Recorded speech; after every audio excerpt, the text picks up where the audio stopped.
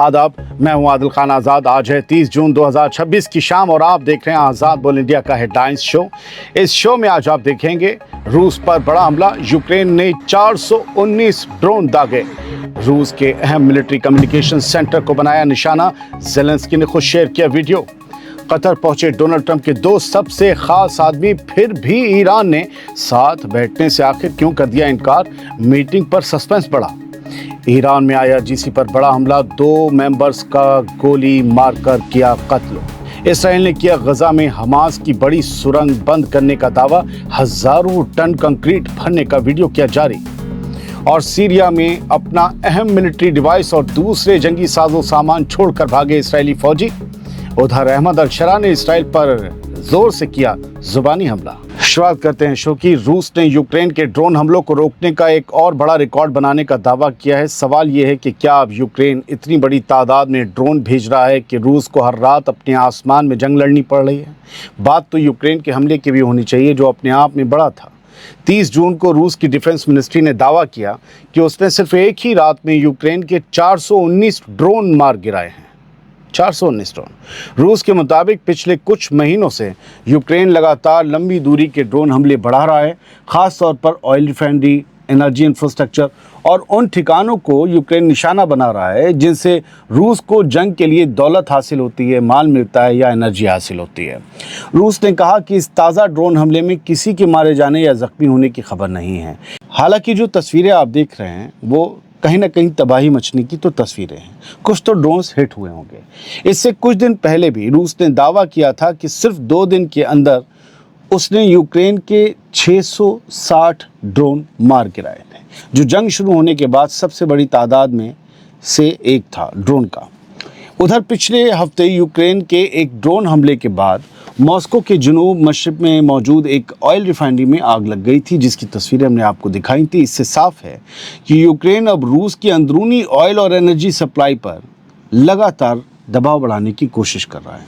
याद रखिएगा कि जंग का जो मोर्चा है, महाज है, वो सैकड़ों से हज़ारों किलोमीटर दूर है और अब यूक्रेन के पास वो सलाहियत और कुव्वत है कि वो लगातार रूस में अंदर जाकर और ख़ास तौर से दारुल हुकूमत मॉस्को के पास हमले कर रहा है।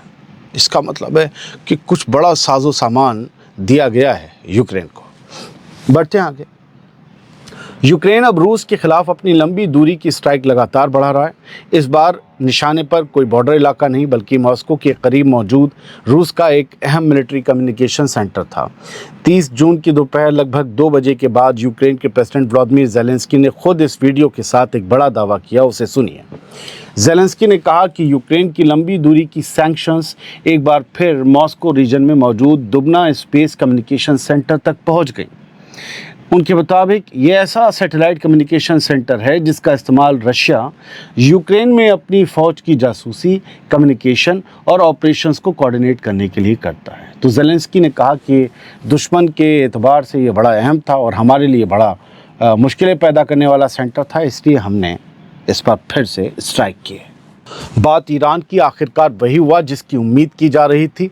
डोनाल्ड ट्रंप के 2 सबसे करीबी लोग स्टीव विटकॉफ और उनके दामाद जेरेड कुशनर कतर तो पहुंच गए हैं। मकसद था ईरान के डेलीगेशन से बातचीत करना, लेकिन अब जो खबर सामने आई है 30 जून की शाम को, उसने फिर से सवाल खड़े कर दिए हैं। क्या टेंशन दोबारा बढ़ने वाली है या फिर ये मुलाकात सिर्फ टल गई है और कल हो सकती है? आइए समझते हैं कि हुआ क्या है। कतर की फॉरेन मिनिस्ट्री ने कहा कि स्टीव विटकॉफ और जेरेड कुशनर दोहा में मौजूद ज़रूर हैं, लेकिन आज अमेरिका और ईरान के बीच किसी भी हाई लेवल मुलाकात का कोई प्रोग्राम तय नहीं है। क्या लो लेवल मुलाकात हो सकती है? अगर हाई लेवल नहीं हो रही, खैर छोड़िए। कतर की फॉरेन मिनिस्ट्री ने साफ किया है कि अमेरिकी डेलीगेशन इस दौरे में ईरानी डेलीगेशन से सीधे बातचीत नहीं करेगा। दोनों सिर्फ मीडिएटर्स के साथ मौजूदा बातचीत की पेशकदमी का जायज़ा लेंगे, यानी अलग अलग बैठेंगे, बातचीत भी नहीं करेंगे। जो बातचीत चल रही है उसमें क्या डेवलपमेंट हुए हैं उसका जायज़ा लिया जाएगा। कतर की फॉरेन मिनिस्ट्री ने यह भी कहा कि ईरान के $6 बिलियन फ्रीज जो पड़े हैं उनका मसला अब भी हल नहीं हुआ, ईरान को मिलने नहीं जा रहे हैं आसानी से। उनके मुताबिक ये रकम अभी तक ईरान को ट्रांसफ़र नहीं की गई है और इसका फैसला तभी होगा जब अमेरिका और ईरान दोनों आपसी रजामंदी पर पहुंचेंगे। कल पेजेश्कियान कह रहे थे मिलने वाले हैं पैसे। कतर की फॉरेन मिनिस्ट्री ने यह भी तस्दीक की कि हॉर्मुज़ स्ट्रेट में हालिया टकराव को काबू में रखने के लिए अमेरिका और ईरान के बीच एक डायरेक्ट कम्युनिकेशन चैनल का इस्तेमाल किया था। यानी टकराव रोकने के लिए अमेरिका और ईरान ने डायरेक्ट बात की थी। यानी फ़िलहाल दोनों डेलीगेशन एक ही शहर में मौजूद हैं, लेकिन आमने सामने की मुलाकात अभी नहीं हो रही।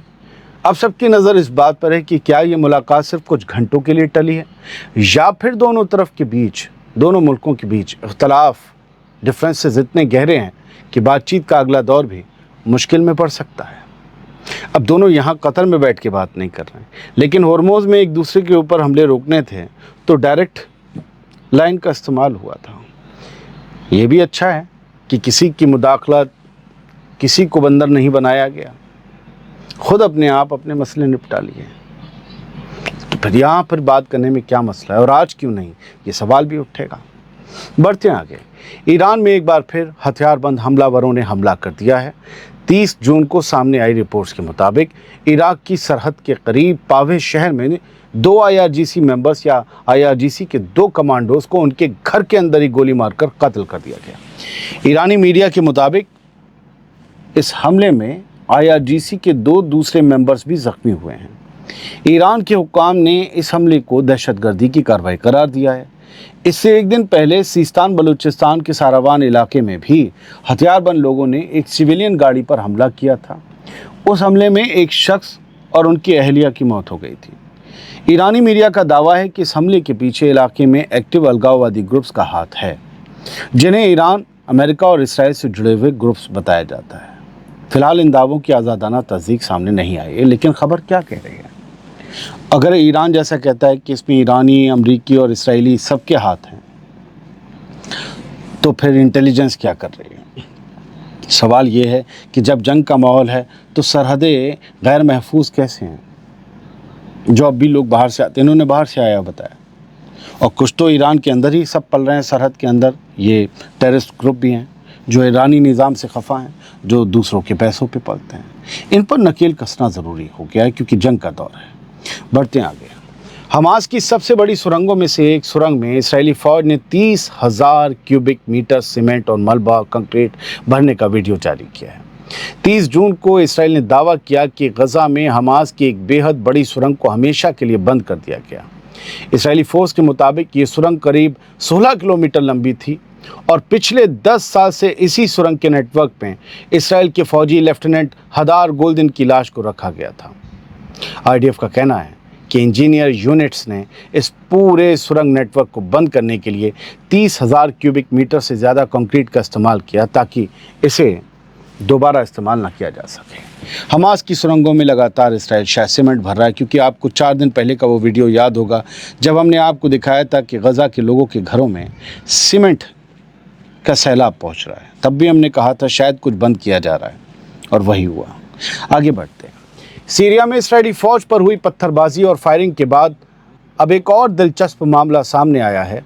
दावा किया जा रहा है कि जिस इलाके में इसराइली फ़ौज का सीरिया के गांव वालों के साथ क्लैश हुआ था, जो हमने आपको पिछले वीडियो में दिखाया, उस गांव से पीछे हटते वक्त इसराइली फ़ौज अपना एक अहम मिलिट्री डिवाइस और दूसरे साजो सामान छोड़ गई।